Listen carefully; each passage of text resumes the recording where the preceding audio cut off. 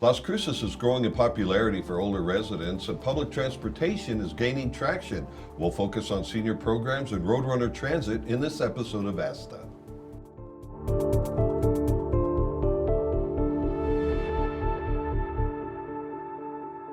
Services for seniors and letting the city do the driving for you. Hello and welcome. I'm Udelvy Hill, and our guest for this edition of ASTA is Lynn Gallagher, Director of the city's Quality of Life Department. Lynn, thank you for joining us. Thank you, Udell. It's nice to be here. So the Quality of Life Department provides many services for seniors, among them the Senior Nutrition Program. What types of meal services do you provide? So we're really proud in our senior programs to provide congregate and home-delivered meals. So one of the things that is among the many that we do is provide a nutritious and enjoyable meal for seniors. And we do that at one of our 5 senior locations, but we also provide home-delivered meals for seniors who may be homebound or lack an opportunity or a capability to get to one of our senior centers. And what is somebody who wants to receive their meals at home, what do they have to do to get that service? So they would need to call our senior programs, and that is 541-2301, and get assessed into the program, and a case manager would work through the process, get the forms filled out for them, and get linked to the home delivered meal program. Okay, now going back to the congregate meals, you say there are 5 locations, and these are facilities where people actually gather and eat in groups and in a group setting. They are, right. Udell, so what's great about our senior centers is they provide not only socialization, but they provide activities to allow seniors to maintain a really active lifestyle. Our mission in the Quality of Life Department and for our senior programs is for our residents to live as long as possible with an active, healthy life, and to maintain a really well-balanced quality of life. So for somebody who is eligible to participate in the congregate meal program, what is the age and what is the fee to eat there? So at our meal sites, we provide a healthy, nutritious meal to seniors 60 years of age and older, and we ask for a suggested donation of $2.50. If you are under the age of 59, you are welcome to come and bring your guests and come and eat for $7.50, and they're really great meals. They are good meals, and I've seen the menus. You publish the menus like a month in advance. Give us an idea of some of the types of meals you do serve. Some of our most popular meals become our enchiladas, become really popular.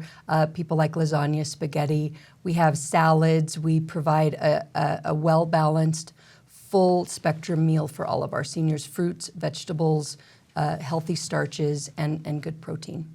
Okay, and so you talked about home-delivered meals, and you also provide long-term care services for seniors in the community. What types of services are there, and what are the qualifications?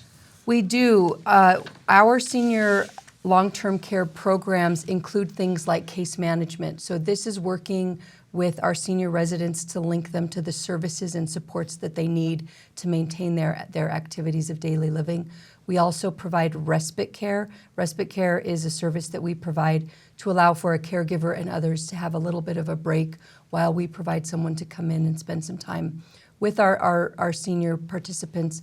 And we also provide a little bit of light housekeeping and general overall wellness services, and a resource center where our seniors can come in and get free information, things like Medicare, Medicaid, and many of the other services that are provided in the community that eligible seniors qualify for. Okay, and going back to the meals, I've heard you say before that we're serving more and more meals. How many? Typically, in a typical month, how many meals do you serve? We serve more than 35,000 meals in any given month. And those numbers are creeping up higher and higher. More people are learning about where our congregate meal sites are provided, and they are also learning more about how to become eligible for our home-delivered meals if necessary. It really is a need in our community. Food insecurity and vulnerable seniors living, particularly in the winter and then in the summer months, make it one of the things that we're most proud of, to be able to accommodate and provide this meal for them. Yeah, that's a great service because more and more seniors are coming to Las Cruces, and being able to take advantage of this service is a big help to them, I'm sure. It really is. It's a great opportunity. We also have a food distribution program that we do in connection with La Casa de Peregrinos, where they come in to each of our senior centers and they're able to take some nutritious food home with them, and those happen monthly. Oh, that's awesome. Yeah. Okay. All right, so switching gears to public transportation, tell us about Roadrunner Transit. Roadrunner Transit is one of my favorite features in Las Cruces. Public transportation is something that I'm particularly passionate about. As we age and we have healthy aging opportunities, we need good transportation. Roadrunner Transit has 2 modes of transportation: fixed route service. We offer 8 routes throughout the city of Las Cruces that can connect you far and wide to many, many places and opportunities. And then our Dial-A-Ride service, which is our paratransit system that is for persons living with disabilities as defined by the Americans with Disabilities Act and our seniors going to our senior centers. And not too long ago, you expanded hours of operation for Roadrunner Transit. Tell us about that, please. We did. It's only one of the beginning of our transformation in our transit system in Las Cruces. We've expanded hours. We now provide service Monday through Friday from 6:30 in the morning until 10:30 at night. And then on Saturdays, we have service from 9:30 in the morning until 6 p.m. So what would you tell people who, and I've heard this too, they say, well, I've driven by a bus or I've seen a bus drive by and there aren't that many people in it. Is it worth the city continuing this service? What would you say to them? It certainly is. As our community grows, people become more dependent on public transportation. If you look at any dynamic, growing community that serves and supports its residents, public transportation is something that is critical and viable for everyone. Not everyone can afford to have a vehicle. The price of gas is rising, and some people want to walk. I know that walkable communities and public transportation communities are one of the things that people look at most when they're looking to retire in a community. And hopefully more and more residents will start using public transportation to get to work every day. That would be a huge savings and a benefit to our environment too, fewer cars on the road. It really would. That's one of my goals, is to shift the dynamic of using public transportation in Las Cruces. It's a great way to get around.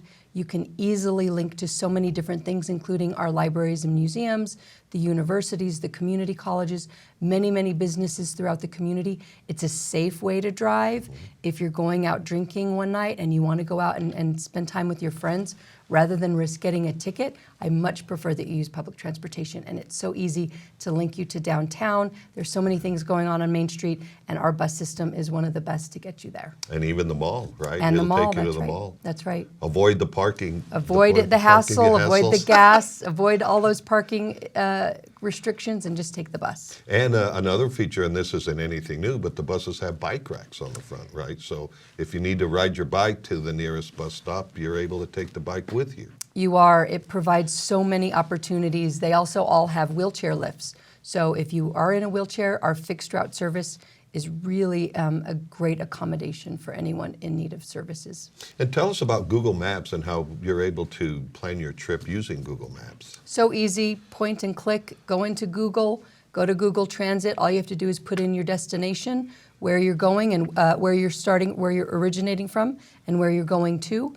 And it will, there's a little icon, and you click on the little bus icon, and it will tell you what routes, how often they are at a stop, and when you can get to your destination. So is that the bus tracker feature, or is bus tracker separate from that? Bus tracker is different. Bus tracker gives you up-to-date information related to delays and when buses are at various stops throughout the city. Okay. Tell us a little more about Dial-A-Ride and what it's intended to do and how it works.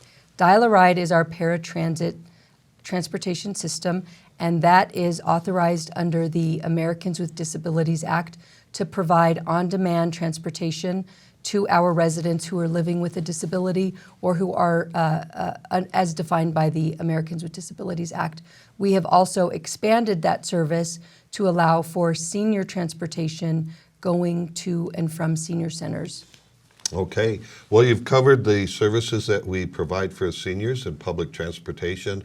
All of it is wonderful work that you and your team does. So congratulations to you for that. Thank you. We're really proud in the Quality of Life Department. That is our goal and mission, is to improve quality of life for our residents. Well, Lynn Gallagher, Director of the Quality of Life Department, thank you so much for joining us on Thank you. ASTA. Great.